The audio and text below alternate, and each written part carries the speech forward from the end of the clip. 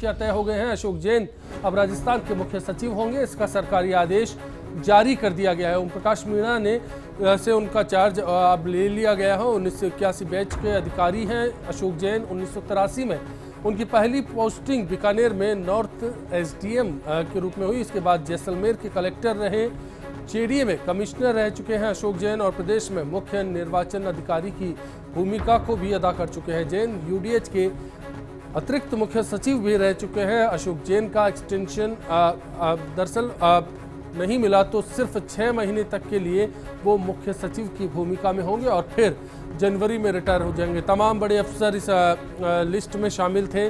निहाल चंद जैन का नाम इसमें था, डीबी गुप्ता का नाम इसमें था।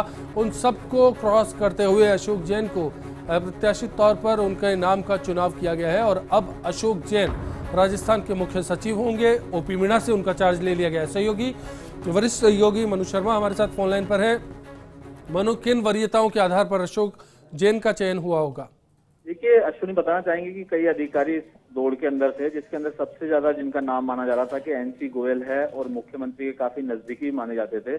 लेकिन सारी वरीयताओं को छोड़ करके केवल जो आईएएस की जो सीनियरिटी लिस्ट है उसको भी इस बार काफी महत्वपूर्ण दिया गया, क्योंकि पिछला जब वो हुआ था सीएस, जब ओपी मीणा को जो बनाया गया था उस समय भी वरीयता के जो आईएएस अधिकारियों की वरीयता लिस्ट थी उसको ध्यान में रखा गया। तो इस बार भी केवल ये कि अधिकारियों में किसी तरह का असंतोष ना हो, इसी के चलते 6 महीने के लिए इनका चयन किया गया है। अशोक जैन को काफी अनुभव भी है, प्रशासनिक अनुभव काफी है और अभी एसीएस सामाजिक न्याय व अधिकारिता विभाग में लगे हुए हैं। तो राज्य सरकार की जो योजनाएं उनको इम्प्लीमेंट किस तरह से होगा, एक जो रोड मैप होता है वो अधिकारियों को पूरा ध्यान है।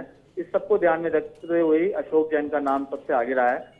हालांकि एनसी गोयल को माना जा रहा था कि सबसे पहले कि एनसी गोयल ही नए चीफ सेक्रेटरी होंगे और लगातार जिस तरह के हालात नजर आ रहे थे शासन सचिवालय के अंदर, चाहे सीएमओ के अंदर और सीएमआर के अंदर की कल मिलकर के भी आए थे एनसी गोयल, उनसे पूरी जानकारी भी ली गई थी।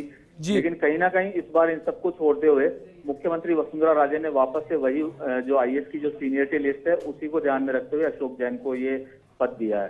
जी मनु, एक इस बीच में इस बात को लेकर भी कयास लगाया जा रहा था कि कहीं ना कहीं जब जनवरी या फिर उसके बाद रिटायर होने वाले अफसर 4-6 महीने में बदले जाएंगे, ऐसे में लंबे समय के लिए चुनाव तक के अगर इंतजार किया जाए, किसी मुख्य सचिव को बागडोर दी जाए, तो इस ढांचे में गुप्ता फिट हो रहे थे लेकिन उनका चुनाव नहीं हुआ। माना जाए कि जनवरी में फिर से राजस्थान को नया मुख्य सचिव मिलेगा या फिर जैन का एक्सटेंशन होने की संभावना होगी? अश्विनी बताना चाहेंगे कि नेक्स्ट टाइम जब भी नया सीएस बनेगा जनवरी के अंदर, तो वो ऐसा ही नया सीएस ढूंढा जाएगा, क्योंकि अगली सरकार जो रहेगी उस समय चुनाव के अंदर जाएगी। वो सरकार तो उनकी सरकार को ध्यान में रखते हुए उनकी योजनाओं किस तरह से लागू करना, आगे की योजनाएं किस तरह से रहेगी, इन सबको ध्यान में रखते हुए नए सीएस का चयन होगा।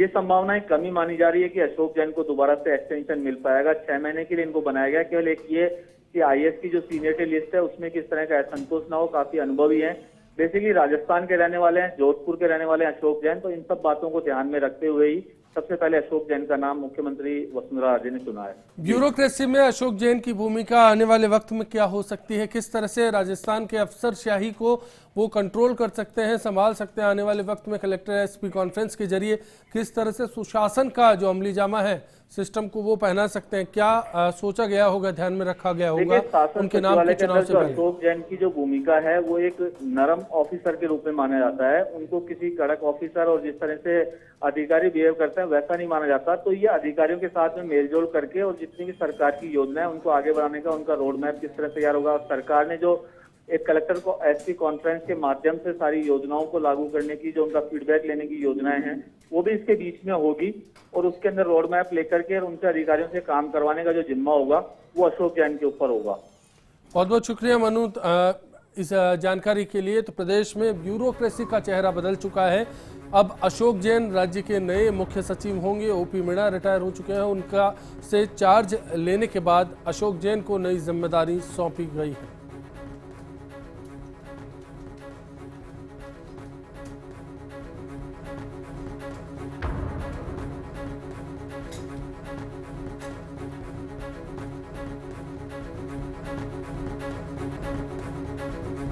तो